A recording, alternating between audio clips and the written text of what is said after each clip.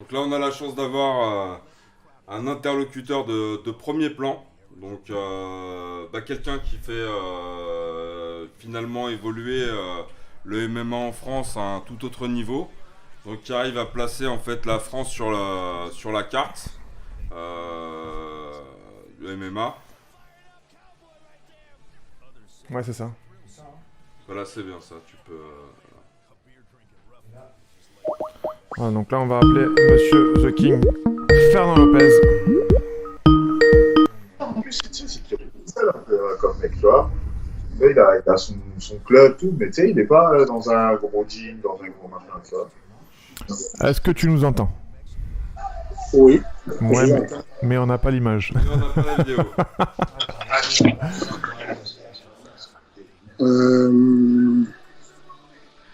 Ah, c'est bon. Voilà. C'est bon. Voilà, donc là, on a réussi donc à. Est-ce que le téléphone peut le faire à l'horizontale ou à la verticale À l'horizontale, c'est parfait. Ouais, comme ça, c'est parfait, c'est bien, on te voit bien. On te voit très bien. Ouais, c'est parfait. Donc voilà, pour ceux qui nous rejoignent pour ce podcast, donc de l'UFC 246, Conor McGregor face à Cowboy Cerrone, on a le plaisir de recevoir et la chance de recevoir on va dire une personne vraiment, comment on pourrait le dire, une grande personne du MMA et influente, importante en France et à l'international aussi, voilà, donc directeur fondateur de la MMA Factory à Paris et manager aussi directeur de le Management Factory à Paris. Bonsoir Fernand, merci d'être avec nous. Bonsoir à tous, salut. Merci Merci de me recevoir. C'est nous qui vous remercions d'être avec nous ce soir. Donc voilà ce qu'on disait, ce qu'on se disait tout à l'heure. Donc vous êtes quelqu'un en fait qui a réussi en fait à mettre le MMA français en fait sur la carte, en tout cas sur le plan sur le plan international.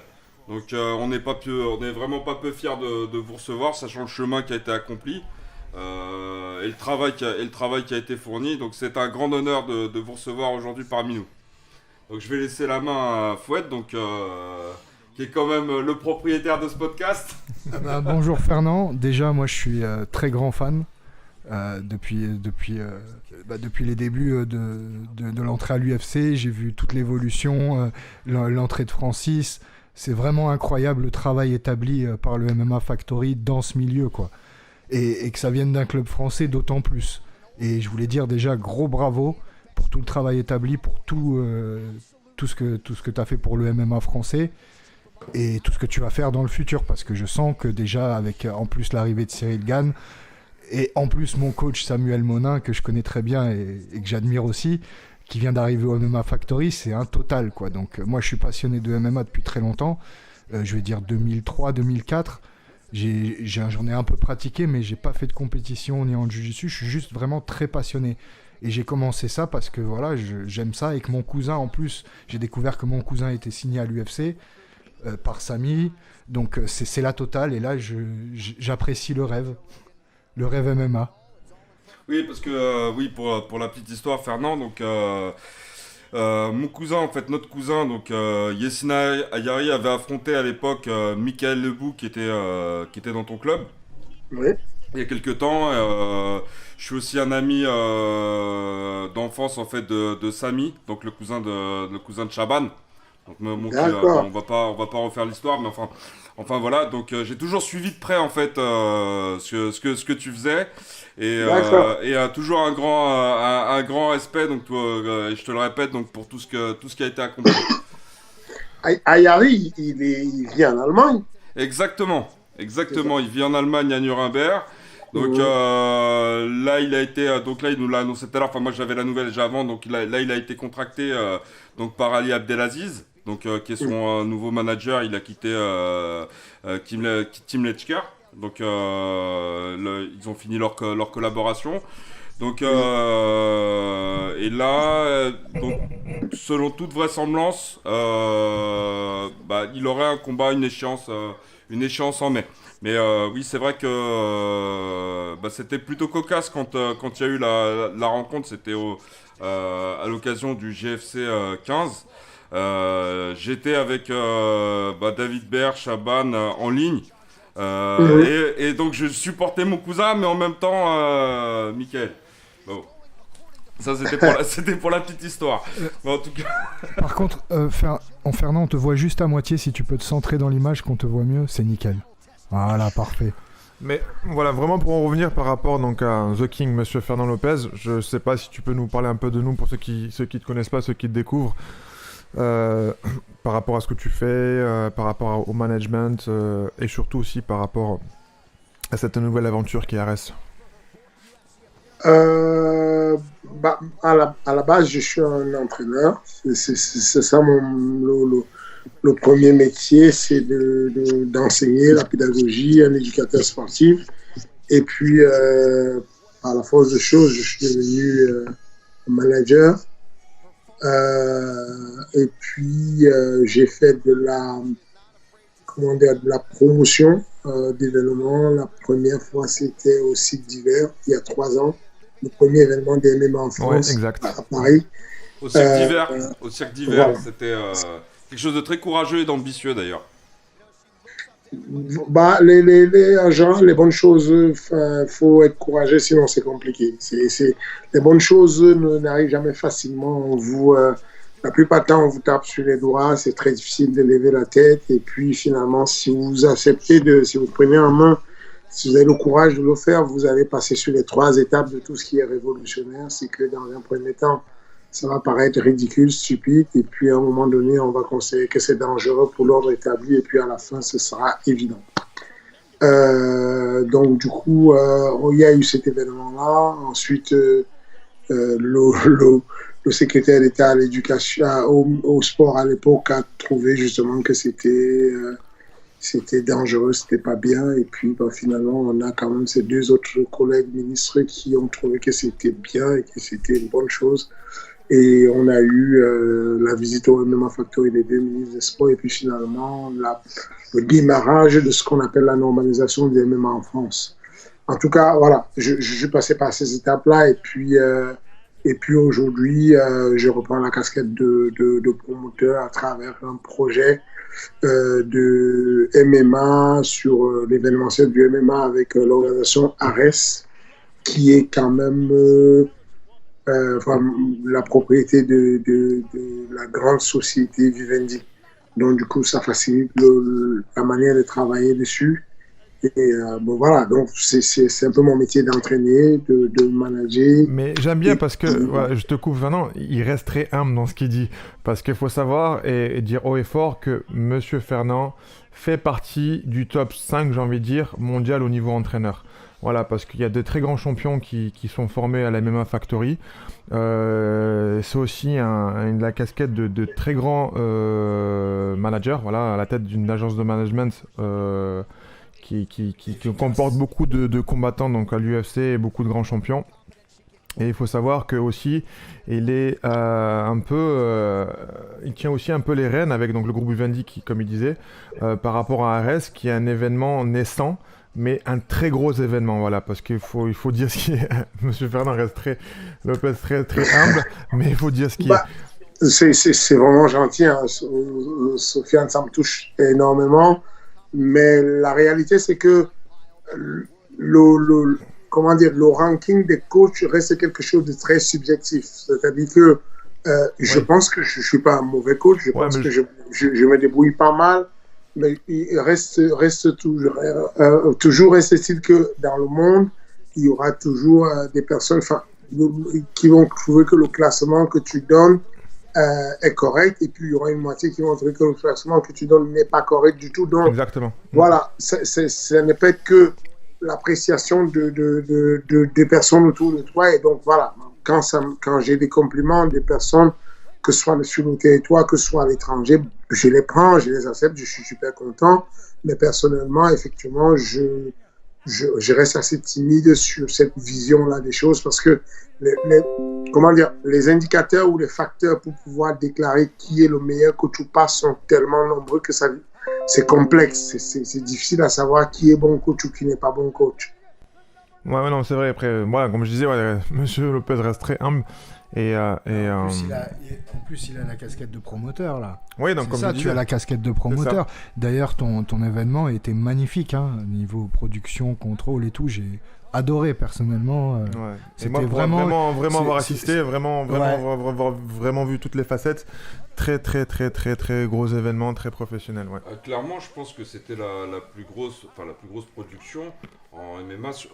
Clairement, je pense que c'était la plus grosse production qui a été faite en MMA sur le continent africain. Ouais. Il y a eu des précédents, il y a eu l'AFC, etc. Mais là, c'était l'ARES, c'était sans comparaison. C'était, je pense, un événement très comparable au standard américain, très clairement.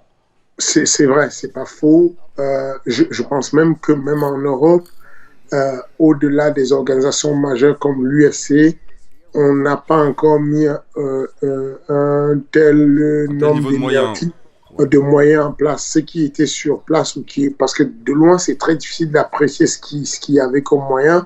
Mais je vous promets, j'ai fait des organisations à travers le monde. J'ai été au Saitama Tokyo, Japon pour le Pride. J'ai été sur la majorité des UFC et je ne me souviens. Enfin, c'est un événement d'une bonne qualité. Les intentions qu'a ARES, c'est de se positionner comme une ligue majeure, une ligue vraiment majeure. C'est-à-dire que aujourd'hui, les signatures de contrat, Sofiane, il le sait, il a signé un contrat chez ARES et les signatures de contrat, on a une organisation avec laquelle on traite, avec laquelle on a décidé d'avoir une non-clause d'exclusivité, c'est l'UFC. Parce qu'on considère que c'est l'organisation qui est au-dessus de nous, pas en termes de moyens, mais surtout en termes de personnel et en termes d'expérience sur l'organisation. ARES a l'intention de monter très lentement, mais de manière très puissante sur ce qui est de l'organisation. Donc voilà, on a fait quelque chose qui était pas mal, mais on sait que c'est perfectible et on est en train de travailler déjà sur ARES 2. On va sentir on a passé la seconde. Voilà, quand je suis là. C'est pas un sprint, c'est une course de fond. Déjà, mais tu dis que je me permets de te tutoyer, tu dis que c'est perfectible. Quels axes d'amélioration t'as identifié suite à cette première expérience? Alors, quels axes d'amélioration? Les premiers axes d'amélioration, c'est sur ce qui est du timing du timing de l'organisation. Dès que vous concédez un petit retard, le moindre retard sur ce qui est de l'organisation, vous commencez à vous mettre en situation pas correcte. Donc, on a eu quelques petits retards sur l'organisation. Par exemple, on était en connexion directe avec l'UFC Fight Pass. Donc, c'est la première fois qu'un événement en premier lieu, sans pilote, sans aucune forme sans avoir fait le premier essai, aucune fois que l'UFC accepte ce genre d'événement. Il n'y a jamais eu un événement sur la plateforme UFC Fight Pass qui n'ait pas eu au moins 30 événements avant, qui n'ait pas eu plein de shows avant et qui montre le savoir-faire. L'UFC Fight Pass nous a fait confiance tout de suite et on est monté dessus, mais par exemple, dessus, on a eu un souci de satellite qui ne dépendait pas forcément de nous, mais c'est quelque chose où les satellites peuvent sauter d'un point à un autre. Et on a eu ce satellite qui a sauté sur le premier combat de la main carte. Ça n'a pas duré longtemps, mais ça a duré assez pour que ce soit désagréable pour quelques abonnés, parce que du coup, il y avait des choses à améliorer, un protocole, un process à mettre en place pour qu'au moment où ça saute, qu'on ait une fraction de seconde pour reconnecter avec une autre ligne. Ce sont des petits process comme ça qui vont faire de nous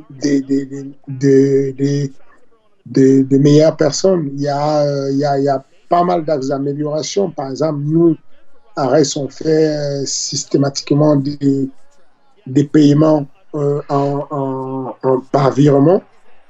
Et donc, paiement par virement, ça veut dire qu'on donne un certain nombre de jours en fonction des banques. Et on va dire, vous allez recevoir les sous, les employés, et puis les athlètes de ARES de 3 à 10 jours.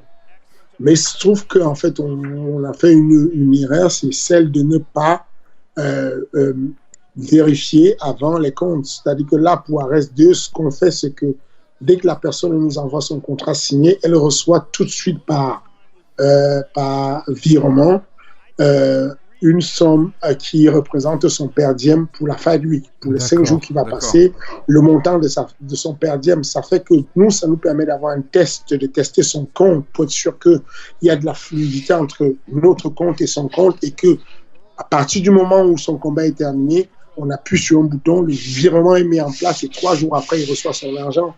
C'est très important pour une grosse société comme la nôtre de rester très crédible dans ce qu'on fait. En termes d'image, parce qu'en plus, déjà, ce que tu soulignes, en fait, c'est un peu ce que fait l'UFC, en fait. C'est dans les standards, quand tu as un combattant est à l'UFC et qui fait un déplacement, il y a une partie de ses dépenses qui sont couvertes, et puis c'est très bien d'entendre et d'apprendre qu'en fait que ton organisation en fait prenne grand soin en fait des combattants. Je confirme à ce niveau-là, ouais. Je confirme pleinement. C'est quelque chose de très rassurant et de très crédibilisant en fait quelque part. Je veux dire. C'est vraiment quelque chose qui est voulu, c'est-à-dire que ma responsabilité sur l'axe sportif, c'est ça, et l'idée en fait de Vivendi, c'est 2 choses, c'est d'avoir de l'éthique, de la manière de fonctionner pour que ça puisse durer. Une grosse boîte comme Vivendi, c'est là où elle est forte, d'avoir cette éthique-là. Et en deuxième position, c'est d'avoir le sens d'être à l'écoute des athlètes. C'est-à-dire que chacun d'entre nous, tous les employés d'ARES reçoivent une circulaire et sont informés du fait qu'on a vraiment la volonté que les athlètes soient écoutés et qu'on leur apporte le plus grand soutien possible. À partir du moment où ils sont contractualisés, à partir du moment où ils ont signé leur contrat, à partir de ce moment, ils sont pris en main et à partir de ce moment, on les écoute complètement, on les accompagne dans tout le processus. Ça veut dire que pour les déplacements, ils auront des conseils, ils auront des fiches, ils arrivent sur place, ils sont pris en main, ils ont un petit pactage et tout.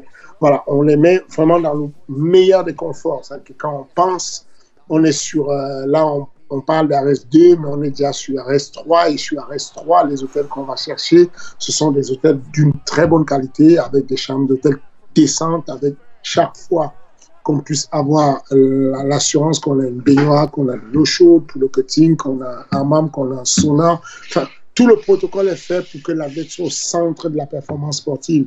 Et c'est vraiment quelque chose qui est très important pour nous. Je me permets de poser une question. Moi, j'ai tout le temps le sujet des règles en tête par rapport au jugement et les points qui sont basés sur les points de boxe. Est-ce qu'il n'y a pas quelque chose à faire justement en tant que promoteur pour aller dans le sens MMA et avoir des règles de jugement qui sont plus MMA que boxe? Ça n'a pas de problème chez nous, c'est-à-dire qu'on parle d'une organisation majeure. Je ne sais pas si vous avez fait attention, mais le staff, la commission athlétique de ARES, c'est les mêmes personnes qui sont la commission athlétique de l'IMAF, de la Fédération internationale de MMA amateur, et qui sont des arbitres à l'UFC. Que si vous avez vu, il y avait les 2 arbitres centraux de notre événement, c'était Rich Michel, qui est arbitre à l'UFC, c'était Léon, qui est arbitre à l'UFC, et on n'a pas eu Matt Godard juste parce qu'il était à l'UFC de Las Vegas, qui se passait juste après ARES. Donc on a pris l'antenne de l'UFC Fight Pass. Quand l'UFC Fight Pass était terminé sur ARES, il a enchaîné tout de suite sur l'UFC de Ousmane Camaro à Las Vegas. Et donc, du coup, l'arbitre l'un des arbitres qu'on avait sollicité, Matt Godard, qui est pour moi le meilleur arbitre du monde, il était donc sur ARES 2, par exemple, on a 3 arbitres, les 3 sont arbitres à l'UFC, les 4 juges sont juges à l'UFC, les cutman, il y avait 4 cutman, tous les cutman sont de l'UFC. Le staff total était le staff total de l'UFC, y compris on n'a pas USADA avec nous, mais on a l'AMA, donc l'Agence mondiale antidopage et tout, qui travaille avec nous, en attendant de sécuriser le travail que je suis en train de faire avec Jeff Novisti, qui est le responsable de la commission médicale de l'UFC et qui s'occupe de l'USADA. Jeff, on est en train de travailler sur la mise en place du protocole de l'USADA sur Ares, mais en tout cas pour le moment, ceux qui ont combattu à Ares, il y a la moitié qui ont été sollicités par AMA et qui ont été testés sur l'Agence mondiale antidopage. Donc voilà, au niveau des règles, on utilise des règles unifiées des MMA. Donc il n'y a aucun doute dessus, il n'y a même pas à aller chercher si c'est des règles de boxe ou de karaté ou de... Non. Le MMA, là, je parle de jugement. Je parle pas des règles, je parle le comptage des points parce que les juges ils comptent sur 10 points à chaque fois. Oui. Et c'est ça en fait, ça serait plutôt que de rester sur le principe de 10 points de boxe.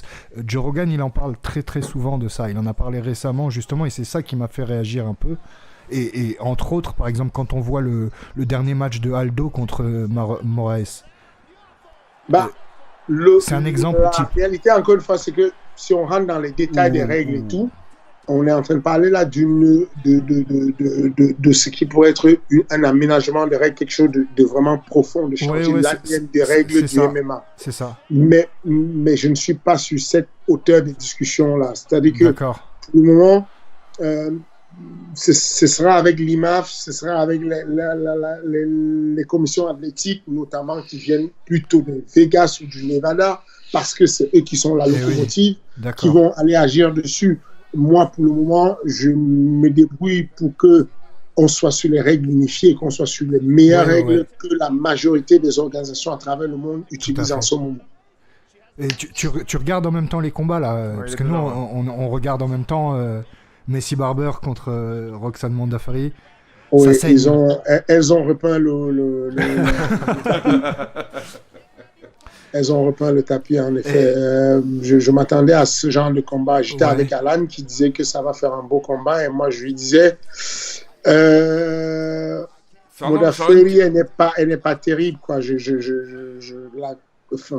la connais bien. Elle n'est pas terrible en boxe. C'est très moche ce qu'elle fait. Par contre, au sol, c'est une boucherie qu'elle fait parce qu'elle a un très bon sol. Elle est capable d'avoir un bon contrôle au sol. Depuis tout à l'heure, on la voit prendre des positions, des mounts, de tout ce qu'il y a, et puis les coups pleuvent. Donc voilà, c'est un peu la configuration que j'attendais. Et oulala, elle est à moucher son avance. Elle a plus d'expérience aussi. Elle a fait le teuf. Fernand, excuse-moi, je vais te poser une question parce que je vais profiter du fait que ce soit la coupure. Je sais que tu es aussi le manager de Sofiane. On essaie de lui tirer les verres du nez et il répond pas. Est-ce qu'il a une prochaine date de prévue? Et si oui, si tu as le nom d'un adversaire à annoncer, est-ce que tu as quelque chose à nous annoncer à son sujet? Parce qu'il veut rien dire. Il veut rien dire, c'est la question, la politique de l'autruche. C'est la question qui... Il a dit ce sera l'organisation. Bon, je suis avec l'interlocuteur décideur de l'organisation, donc j'en profite pour poser la question.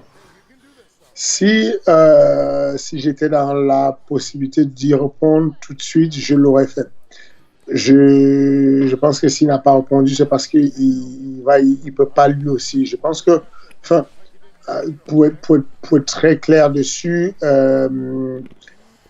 Sofiane va combattre bientôt, mais quand la semaine prochaine, vous aurez les informations sur RS2. Sur RS2, la situation géographique où on combattra, où sera RS2, fera que ce ne soit pas une nécessité absolue que Sofiane soit sur cette carte-là. On a convenu avec Sofiane qu'il sera sur RS3 et qu'entre-temps, on est en partenariat avec une organisation européenne où qui va l'emprunter pour un combat et puis on va le revoir sur RS3. Mais sur RS2, il ne sera pas. On va lui booker un combat bientôt sur une organisation européenne. Je ne peux pas en parler tout de suite, ni de l'adversaire, ni de l'organisation. Mais en tout cas, voilà. Sofiane, vous avez donc du coup, si je comprends bien, il y a quand même 2 dates de prévues. Si je suis bien ce que tu m'as dit, j'en déduis qu'il y a 2 dates. Donc une avec une organisation européenne prochainement et une date de prévue sur ARES. Absolument. Donc pour 2020, donc il sera actif, donc on est rassuré. Vous êtes perspicace, c'est exactement ça. On essaye. On est à l'écoute. Est-ce qu'on peut un peu parler de Ngannou? allons-y, on peut parler de tout le monde. Il n'y a vraiment pas de sujet tabou avec moi. Vous pouvez aborder tous les sujets. Là, il a un combat qui approche. Oui. Donc, comment se passe la préparation? Qu'est-ce qui se passe? Est-ce qu'il y a des surprises? Il y a un plan de jeu? Qu'est-ce qu'on peut savoir? Vous n'allez pas savoir grand-chose hein, de moi, en tout cas. Ma relation avec Francis, quand il est à Las Vegas, il y a une équipe qui s'occupe de lui à Las Vegas. Sa préparation se fera à Las Vegas. Donc, du coup, je ne pourrais pas vous donner les détails de sa préparation. Je ne sais pas comment elle se passe. En tout cas, il combat à la fin du mois de mars. Il combat le 28 mars contre Jairzinho. Rozenstruik, ouais. Voilà, je pense que bon, c'est pas un combat très compliqué pour lui. Jairzinho reste dangereux debout, mais je pense que ce sera l'occasion de voir Francis faire des choses qu'on n'a jamais vues parce que il sait qu'il peut s'exprimer avec Jairzinho. Je pense qu'il peut lui mettre des belles amenées au sol. Il peut travailler en grand impact. Il peut même aller chercher la soumission.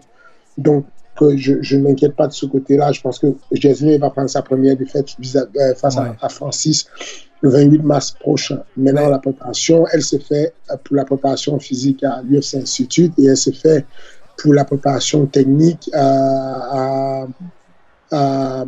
avec des coachs qui vont à l'extrême couture en général, mais l'extrême couture fonctionne en open mat. En gros, il y a le tapis qui est ouvert à tout le monde et puis les gens peuvent venir avec leur coach et puis s'entraîner et puis préparer les combats et ils ressortent. Voilà. Mais par rapport à son dernier combat à Rozenstruik, on peut dire qu'il avait quasiment perdu ce combat contre Overeem avant qu'il mette le dernier coup. Donc, alors que Ngannou s'est complètement débarrassé d'Overeem. Il n'y a pas de transitivité en combat. C'est-à-dire que ce que disent les anglophones, c'est the style make the fight. Le style fera le combat. Donc, il n'y a pas de transitivité. On ne peut pas dire comme le boxeur B a battu le boxeur A, alors le boxeur B peut battre le boxeur et que le boxeur B a battu le boxeur C, alors le boxeur A peut battre le boxeur C. Ça n'existe pas, c'est de la transitivité. Vraiment, c'est le style qui fait le combat. Finaliser un combat sur un coup ne veut pas dire que tu peux tenir le coup avec un combattant qui sur la durée. Le combat n'est jamais fini tant que c'est pas fini. On ne peut pas dire il a battu alors qu'au final c'est l'autre qui a gagné. Voilà quoi. On peut pas. C'est le résultat final qui décide. Voilà, on peut pas savoir ce qui peut se passer. On sait que c'est souvent stressant pour les mecs qui ont le knockout power de croiser d'autres mecs qui ont le knockout power. Je pense que on a vu le combat de Francis contre Derrick Lewis. Il a eu du mal à démarrer parce qu'il savait qu'en face, il y avait une puissance de KO. Si ce problème-là ne se pose pas et que Francis reste relâché comme il est sur les bons jours, il va faire une bouchée de Jairzinho. Cependant, s'il reste sur la perspective de pouvoir aussi d'avoir peur du knockout power de Jairzinho, le combat peut se compliquer, ça peut devenir une lutte compliquée. Donc on peut considérer en fait que ce combat est une simple, enfin pas une simple formalité, c'est jamais une simple formalité, mais en tout cas une étape supplémentaire, donc à une course vers le titre. On est clairement là-dedans. C'est ça, c'est complet. Enfin, je n'ai aucun doute que Francis va gagner le combat et je n'ai aucun doute que Francis va être champion du monde sous peu, quoi. Enfin, c'est une affaire de un ou deux combats, quoi. Bah, à la suite de ça, je les vois difficiles. Enfin, si Francis en fait a une victoire nette, décisive, donc comme on a l'habitude de voir avec lui, je les vois difficilement en fait lui refuser un title shot. Je veux dire, quels arguments est-ce qu'il pourrait présenter en fait pour le refuser? Non, enfin, l'UFC, c'est une multinationale. L'UFC n'a pas besoin de présenter argument à personne. L'UFC décide et fait la loi. Vu que, argument ou pas argument, s'ils veulent, ils te donnent le combat. S'ils ne veulent pas, ils ne te donnent pas le combat. Ils l'ont prouvé. C'est-à-dire que même Conor McGregor, quand on lui a dit à l'UFC 200 qu'il ne sera pas sur l'UFC 200, il n'a pas été. C'est-à-dire que l'UFC décide de faire ce qui... Quand tu n'as pas encore compris ça, tu te retrouves dans la merde. C'est-à-dire que ce qu'il faut comprendre avec l'UFC, c'est que peu importe comment tu brilles, ils sont les boss. Et quand tu n'as pas compris, là, ils vont te mater. Donc voilà, c'est aussi simple que ça. Ils décident, ils peuvent sortir une loi et faire la loi comme ils veulent. Il n'y a pas de syndicat, il n'y a pas de syndicat d'employeurs, il n'y a rien. Ouais, clairement, parce que déjà, même ceux qui ont essayé en fait, de porter leur voix et d'aller à leur rencontre, la ça se passe mal. Donc, voilà, donc il n'y a rien à justifier. Maintenant, ce que je dis, c'est que il n'y a pas de raison, c'est-à-dire qu'il y a juste à être tranquille, la ceinture va arriver, parce que de toutes les façons, le staff, il est vieillissant. On a comment dire, le champion qui dit qu'il va à la retraite, il ne peut plus, il ne peut pas tenir, il bouge. On a, voilà. Donc, on sait que les choses changent. On sait que très rapidement, 6 pays ne pourra plus, très rapidement, combien ne pourra plus, ils ont besoin de Francis. Même sans vouloir Francis, ils vont devoir le mettre. Ils vont devoir le mettre, oui. Voilà, donc voilà, ça va se faire. C'est une question de temps, il faut patienter, il faut attendre, et puis ça va se faire. C'est de la valeur sûre, hein. Quand t'entends Joe Rogan qui te dit j'ai peur de lui, tu vois ce que je veux dire? Tu l'as déjà entendu dire ça. Je suis sûr que tu l'as déjà entendu parler de Francis. Il dit c'est un être incroyable, quoi. C'est quelque chose qu'ils n'ont jamais vu, même aux États-Unis, quoi. C'est sûr qu'il est charismatique, c'est sûr qu'il est scary, il est effrayant, c'est sûr. Il est terrifiant. Ouais. On parle de tout, il n'y a pas de tabou. Moi, je pense que très clairement, à un moment donné, Roxane, si ça continue comme ça, au vu des résultats de Cyril Gane et des résultats de Francis, qu'est-ce qui se passe en fait si à un moment donné, il faut qu'ils se rencontrent? Donc comment est-ce que tu vas gérer cette situation? Attention aux questions qui fâchent. Ça, c'est la question qui fâche, mais attention, à un moment donné, je suis là pour faire l'arbitre. On est face à deux combattants en fait qui à un moment donné peuvent... Francis, il a prouvé qu'il était prétendant au titre. Et moi, je suis persuadé que Cyril le sera aussi, très prochainement. Donc, à un moment donné, ça peut être... On n'est pas dans la logique de guéguerre, etc. C'est des partenaires d'entraînement, etc. Mais en tant que coach, moi, ça m'intéresserait de savoir, en fait, l'avis de Fernand sur une telle situation. Parce qu'il a la chance d'avoir, en fait, 2 éléments dans son équipe qui sont capables de prendre, à un moment donné, le titre. Cyril, il vient d'arriver. En peu de temps, il monte très haut dans le classement. L'avenir, il est prometteur. Et à un moment donné, si tu arrives à cette situation, comment est-ce que ça se passe dans ton team? Il n'y a pas de souci, ils vont s'affronter. Et puis, on a au MMA Factory, on a plusieurs coachs. Et puis, il y aura des coachs qui vont se scinder, c'est tout. Ok. Il n'y a pas... aujourd'hui, au MMA Factory, on a 22 coachs. D'accord. Il n'y a pas de raison qu'on n'ait pas des coachs pour tout le monde. Ah ouais. D'accord. Mais en même temps, c'est valorisant. Je veux dire, il n'y a pas beaucoup d'équipes dans le monde même qui peuvent dire qu'effectivement... j'ai 2 éléments qui peuvent être amenés à devenir champion du monde. Je veux dire, c'est quand même très valorisant pour ton équipe. Absolument. C'est valorisant pour mon équipe, mais surtout, c'est valorisant pour la France. Encore une fois de plus, il faut observer les choses avec la hauteur et prendre le big picture. Comme disent les Américains, c'est de se dire que sur l'échiquier mondial, on nous a toujours appris que les clubs français n'étaient pas bons et qu'il fallait... Moi, je vois encore jusqu'à aujourd'hui des personnes qui disent « Waouh, mais tu fais quoi ?» Je gère les réseaux sociaux des athlètes et donc je reçois des messages sur le compte de Cyril où on lui demande « Qu'est-ce que tu attends ?» et tout. Il faut aller aux États-Unis, c'est là-bas que tu vas percer. Et parce qu'on n'y croit pas encore, on ne pense pas encore la valeur qu'on a. Les gens ne se rendent pas compte que Francis Ngannou, il a fait... de tous les combats qu'il a préparés, de toute sa vie, de toute sa carrière de MMA, le seul combat qu'il ait perdu quand il était au MMA Factory et qu'il avait fait sa préparation au MMA Factory, c'était le combat contre Zoumana Cissé, quand il était à ses débuts et que Zoumana avait déjà une grosse expérience. Le reste du temps, 100%, il a gagné ses combats quand il s'est préparé au MMA Factory. Les 2 combats qu'il a perdus, c'est quand il a fait ses préparations à Las Vegas.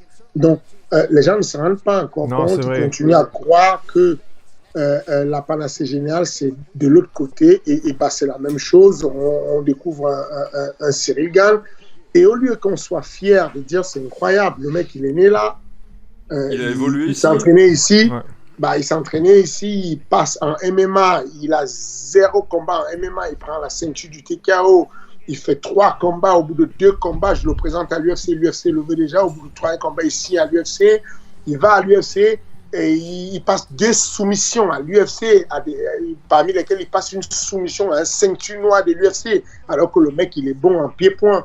Donc, les gens ne se rendent pas compte du travail phénoménal qu'on a bas sur la France. Ouais, exact. Donc, c'est ce que je disais. Voilà, c'est peut-être quelque chose de bien pour le MMA Factory, mais surtout, c'est bien pour la France. On se fait respecter. Attends, vous ne vous rendez pas compte que l'homme le plus influent sur le monde du MMA, Dana White, déclare: le MMA vient bientôt arriver en France et je vois 2 personnes qui vont être en main card. Il dit Cyril Gane et Francis Ngannou. C'est quand même incroyable. Ouais, voilà, c'est beau. C'est quand même d'une puissance incroyable. Enfin, c'est que ces mecs-là sont nés d'une salle de sport qui n'a même pas 7 ans.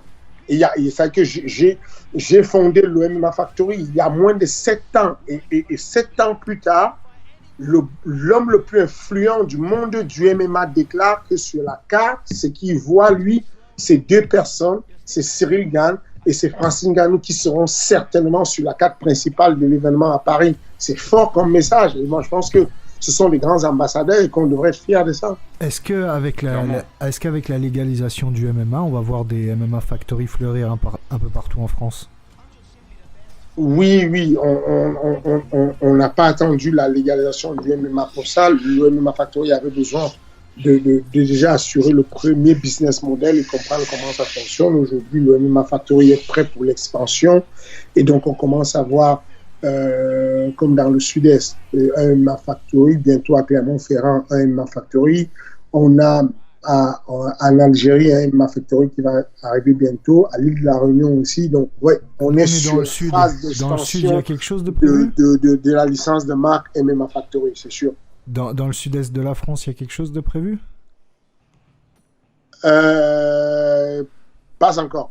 Maintenant, je suis ouvert à des idées. Si vous avez une salle de ce côté-là et que vous avez l'idée d'avoir un projet sur le MMA, je suis disposé à discuter avec mes collègues pour qu'on mette en place une licence de marque là-bas et qu'on vous accompagne dans la mise en place d'un business plan solide qui puisse apporter du MMA de qualité. Et voilà quoi.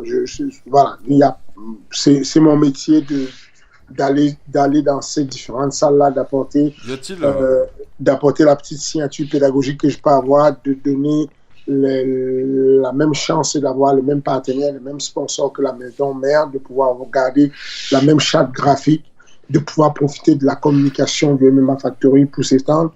Donc voilà, c'est une possibilité. Il y a des personnes comme vous, des personnes un peu partout en France qui m'écrivent en disant: bon, nous on a envie d'avoir une franchise MMA Factory, comment on fait? Et donc on travaille dessus. J'avais une question parce que le MMA Factory, déjà très, très, très concrètement, et de par ton travail, c'est un savoir-faire. Donc dans tes projets d'expansion, donc en France, je veux dire, bon, c'est un petit réseau, tu sais, le monde du combat, c'est un petit réseau, etc. Et je veux dire, tu as beaucoup de collaborateurs donc, en France, mais as-tu éventuellement des projets d'expansion, au moins dans une première mesure, en Europe?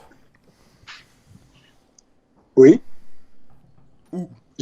J'ai pas compris, non. Est-ce que au-delà de la France, tu envisages d'implanter des MMA Factory dans différents pays d'Europe, par exemple? Oui, c'est ce que je viens de dire. Je vous ai dit que j'avais en Algérie où il y aura un MMA Factory bientôt.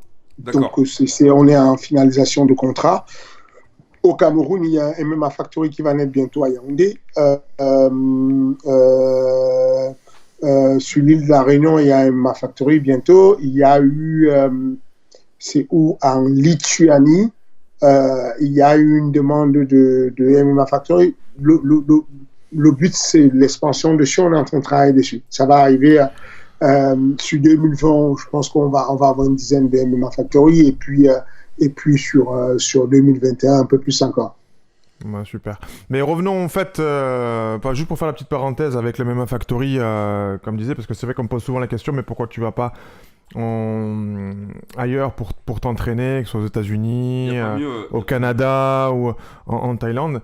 Moi, je réponds toujours, le MMA Factory, on est en France, c'est parmi les meilleurs clubs en Europe. Pourquoi gérer ailleurs? Même au monde, voilà, dans le top 10 mondial. Pourquoi gérer ailleurs pour pouvoir m'entraîner alors qu'on a des combattants comme Cyril Gane, on a les frères Lapidus, on a Mehdi Ben Laktar, on a Alan Boudot, on a beaucoup Samir Fedine, etc. Des grands champions. Donc ouais, c'est vrai que les MMA Factory, c'est vraiment pour un camp, l'endroit où il faut aller en France, quoi. Ça sert à rien de partir. Même dans le monde, encore une fois de plus, je vous dis, j'ai eu... aujourd'hui, on a des grosses demandes des personnes. C'est que la prochaine évolution du MMA Factory Paris, c'est de se doter de dortoirs et de pouvoir avoir un agrandissement pour les dortoirs parce que la demande, elle est grande. Que vous avez bien vu au MMA Factory, des personnes comme Yon qui est là-bas, qui est dans le top 15 de l'UFC en light heavyweight, qui a envie de venir faire toutes ces préparations. Il en a fait quelques-unes au MMA Factory. Vous avez vu, toujours en 93 kilos, vous avez vu Khalil Rancho venir faire ses préparations au MMA Factory. Vous avez vu Véronica Macedo qui va du Brésil pour venir se préparer au MMA Factory. Vous avez vu... Aujourd'hui, des Italiens qui viennent, des Polonais qui viennent, des Allemands qui viennent. Enfin, il n'y a pas... Aujourd'hui, on importe de la très bonne qualité de MMA et des gens qui pensent qu'on peut leur apporter quelque chose.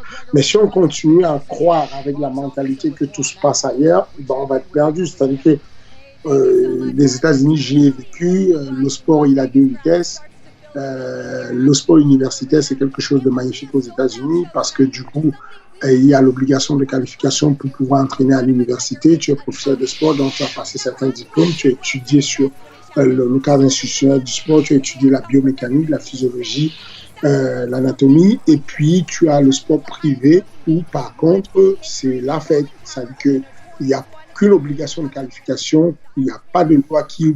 Et donc, du coup, le mec qui est charlatan, qui a fait sa petite compétition dans une petite club et tout, il a le droit d'aller à tout moment ouvrir une salle de sport, prendre une assurance à responsabilité civile et puis se mettre à enseigner le MMA et on ne peut pas le retenir. Donc, attention, quand vous allez fréquenter les salles privées aux États-Unis, vous allez voir de tout et de n'importe quoi. C'est la catastrophe des fois.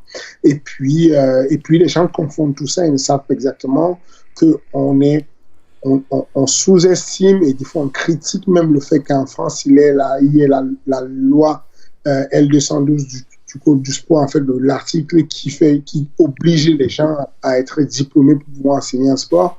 Mais cette loi-là sur l'obligation de qualification nous permet d'avoir une qualité pédagogique incroyable, de pouvoir avoir de la didactique, de pouvoir avoir de la pédagogie incroyable et c'est ça qui fait la différence. C'est que on n'a pas le nombre de grands champions parce que c'est un sport nouveau pour nous, mais en termes de pédagogie, il y a peu de pays qui sont super organisés avec tout ce qu'on a comme compréhension sur la pédagogie, la méthodologie d'entraînement ici en France.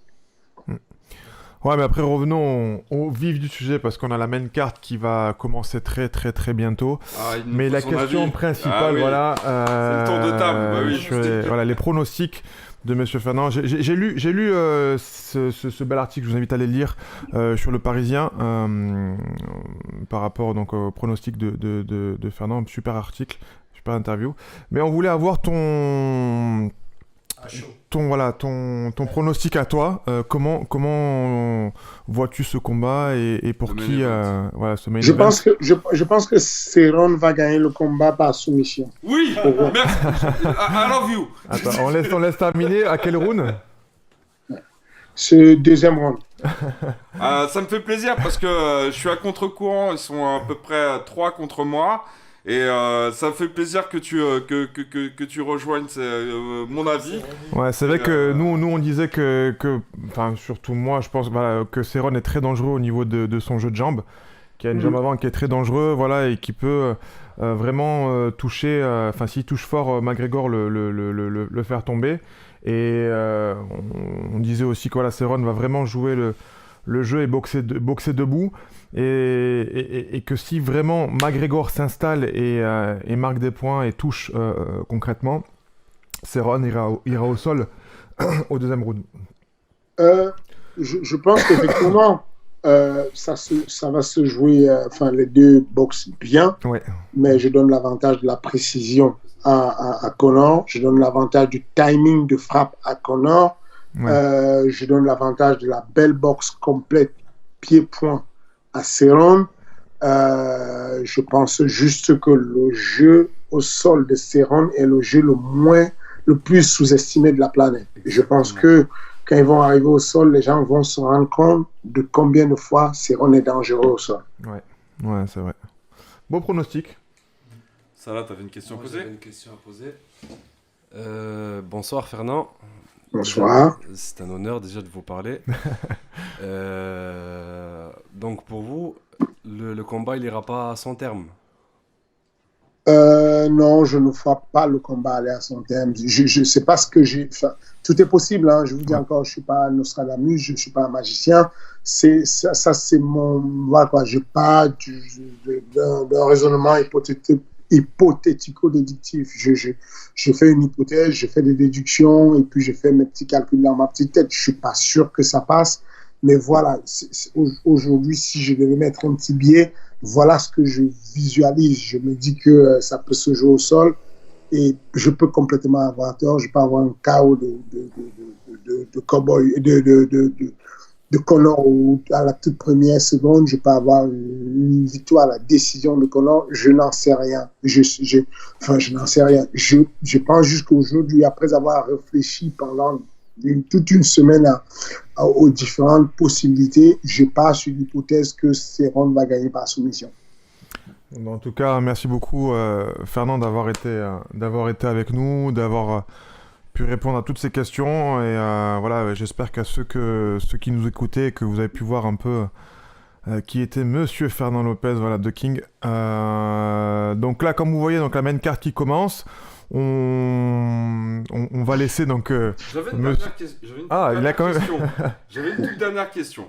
Allons-y. Et rien à voir avec l'événement. J'ai mon cousin Yessine Ayari qui souhaiterait venir s'entraîner au MMA Factory. Possible ou pas possible? Quand il veut, il est le avec bienvenu. Plaisir. Merci infiniment. Merci infiniment. Quand il veut, il me contacte sur les réseaux sociaux ou Sofiane va lui donner mon contact et puis il est le bienvenu avec plaisir. Merci infiniment Fernand, merci infiniment, merci on respecte beaucoup votre travail. C'était quelque chose qu'on avait évoqué avec Sami Kelfala, je sais qu'il vous en avait parlé il y a quelques années à la suite du combat avec Le Bou. Et c'est vrai que mon cousin m'a relancé là-dessus et je vous ai là, donc je vous pose la question directement sans détour. Magnifique, c'est bien, c'est comme ça qu'il faut fonctionner, il faut aller sans détour, cash, ça paye de parler cash.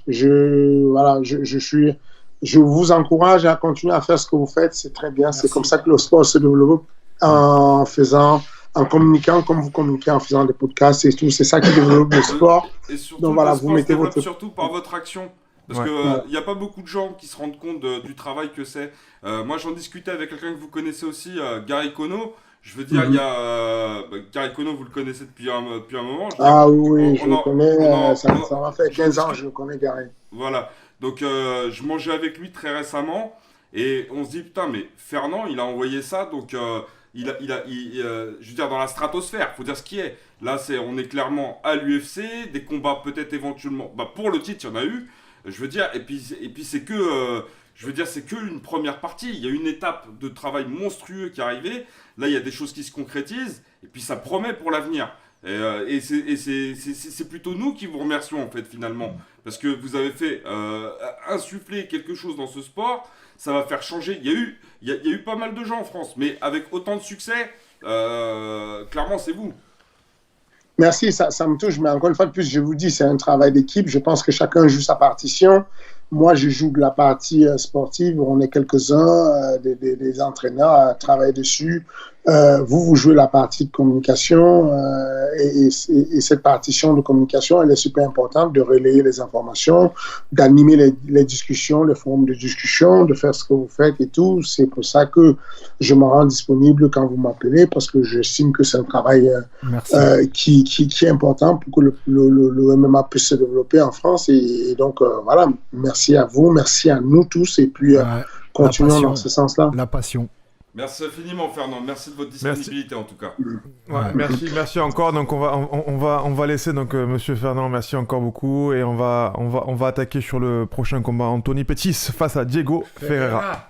Merci beaucoup. Bon fight les gars. Bonne soirée. Merci beaucoup. Ciao.